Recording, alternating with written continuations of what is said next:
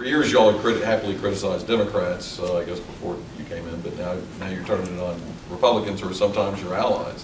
Well, and I'll give you that. We work with Republicans more than we did Democrats in terms of them endorsing our position on things. You know, the death tax and other things that we've worked on, we've aligned with Republicans.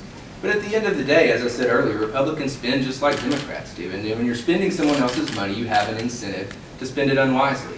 And that's why we think measures should be in place to prevent that, regardless of who's in charge. And as far as relationships go, I think that we stand to gain from calling this out when it happens, because we're principled. You know, we're not going to just blow with the wind and take care of those who we work with in certain times and turn a blind eye when they step out of line. We'll call Republicans out just like we called Democrats out, and we'll continue to do that in a principled manner. Politicians are responsible for spending our money, and we can't ever forget that it's our money. It comes out of our family budget.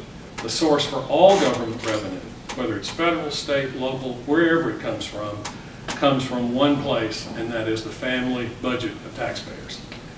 And that's the budget that we worry about, and hopefully politicians worry about that also.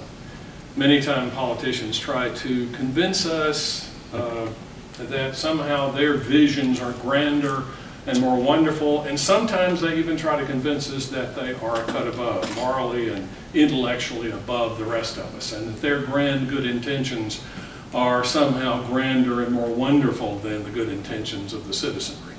But in fact, they're ordinary human beings just like you and I, and they have to be held to the same standards that everybody else is held to.